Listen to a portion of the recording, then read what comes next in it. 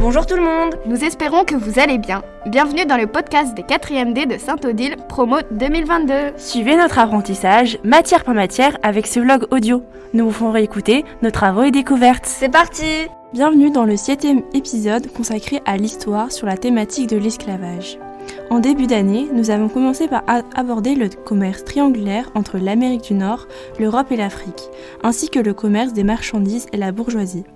Nous avons enchaîné avec les esclaves et les notions qui tournaient autour du commerce d'esclaves au XVIIIe siècle. Certains d'entre nous avaient déjà entendu parler de l'esclavage via des films comme celui d'Astérix Obélix, Mission Cléopâtre, Indiana Jones ou encore dans un reportage sur Arte. Nous avons presque grandi avec, car nous en avons discuté avec nos parents ou vu dans des livres et des films. Étudier cette notion en cours nous a permis d'entrer un peu plus dans les détails. Durant cette notion, nous avons réalisé des exercices, notamment des questionnaires, questions de cours, sur une carte et description d'images. Nous avons également réalisé un développement construit sur le travail, le trajet et le traitement des esclaves, afin de nous évaluer. Suite à cette notion, nous avons abordé les penseurs des Lumières qui étaient contre l'esclavage. Nous avons donc pu établir un lien.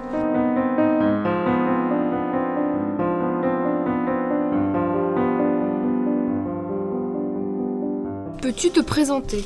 Je m'appelle Boubaka, j'ai 30 ans et je suis un domestique. Je n'ai pas été affranchi et je resterai domestique probablement toute ma vie. Comment es-tu devenu esclave ? J'étais un soldat, on m'a capturé pendant la guerre. J'ai été choisi car j'étais très jeune. Que fais-tu maintenant ? Je m'occupe de la maison, le linge, la cuisine. Je sers mon maître, je suis quand même mieux traité que les esclaves planteurs ou ouvriers, car je n'ai pas de commandeur. Où dors-tu ? Je dors dans un dortoir avec les autres domestiques. Nous nous entendons tous très bien, mais c'est très petit et pas du tout confortable. Alors, comment tu vas aujourd'hui ? Je me sens en forme, mais j'ai constamment peur de faire une bêtise et d'être tuée.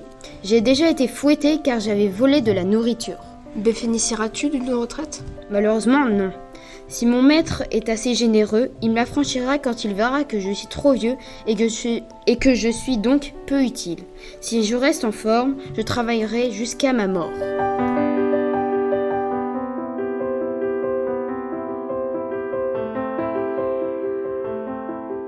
Bonjour, peux-tu te présenter ? Je m'appelle Dominique, j'ai 42 ans. Je suis né et j'ai grandi au Congo. Je suis esclave ouvrier affranchi. Comment s'est passé le trajet ? Nous étions attachés aux chevilles et aux poignets et nous n'avions pas à manger. C'était très difficile. À notre arrivée, après 2 ou 3 mois de trajet, nous avons passé un examen d'hygiène et physique pour savoir si nous étions en bonne capacité de travail. Mais pourquoi as-tu été choisi comme esclave ? J'ai été choisi pour mon physique et ma dentition. Il faut des hommes forts et en bonne santé pour travailler en tant qu'ouvrier. Et en quoi consiste ton travail ? Je travaillais dans un moulin et à la sucrerie. C'était un travail difficile mais surtout dangereux car on peut se broyer les bras dans les meubles ou se brûler dans les chaudières. Nous étions également obligés de cueillir l'herbe pour le bétail qui actionnait le moulin. Est-ce que tu travaillais toute la journée ? Le matin, c'était une prière. Ensuite, le travail commençait toujours par l'appel.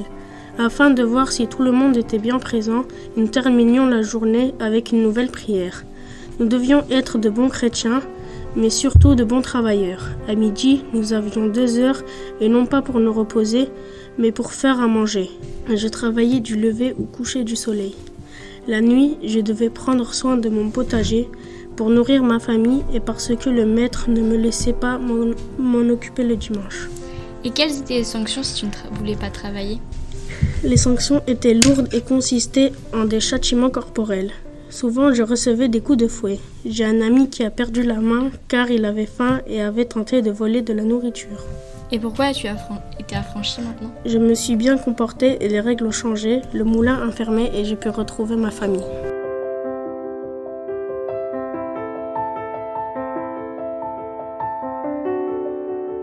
Bonjour, peux-tu te présenter ? Je ne peux pas vous dire mon prénom. J'ai été vendu très jeune par ma famille, qui avait besoin d'argent. Avant, j'étais agriculteur. Aujourd'hui, je suis esclave planteur, non affranchi, mais en fuite. Parle-nous du trajet. Sur le trajet, c'était difficile. Nous étions un peu malades.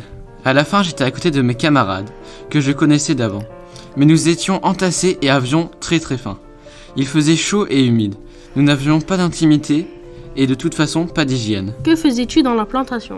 Je cultivais le tabac. Ensuite, j'ai changé de plantation et je suis allé dans les champs de coton. Le matin, nous étions réveillés par le claquement du fouet du commandeur qui nous surveillait ensuite toute la journée. Qu'avais-tu en échange de ton travail? J'étais simplement nourri et logé, mais j'avais toujours faim car je faisais beaucoup d'efforts dans les plantations. Et nous devions partager la nourriture. Nous étions plusieurs à dormir et vivre dans la même petite case. Justement, parle-nous de ta case. Les cases n'avaient qu'une seule porte et une fenêtre. Elles étaient placées loin des habitations des maîtres. Nos lits étaient composés de planches et pour nos meubles, nous avions un banc, une table et quelques ustensiles en bois. Parle-nous de la révolution à laquelle tu as participé. J'ai participé à la révolution d'Haïti. L'environnement de l'île nous a permis de nous cacher dans les montagnes. Nous nous sommes parfois mêlés à la population locale, mais nous prenions beaucoup de risques. La révolution a commencé avec Toussaint l'ouverture, mais les armées de Napoléon ont brûlé des villages entiers. Nous avons réussi à prendre le dessus, notamment grâce à la fièvre jaune qui a beaucoup touché les armées françaises. Aujourd'hui, je ne suis pas libre, mais je revendique mes droits grâce à vous.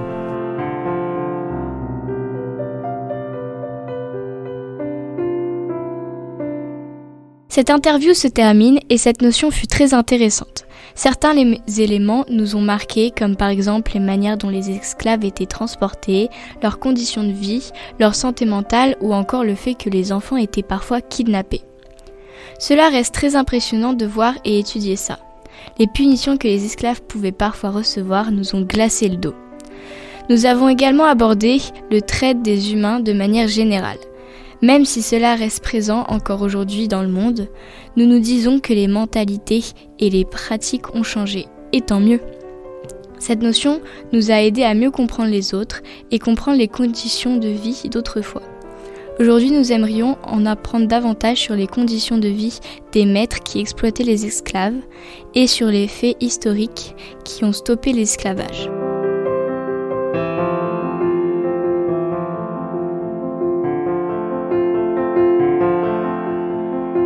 C'était le dernier épisode. Merci de nous avoir suivis cette année. Bonnes vacances et soyez heureux!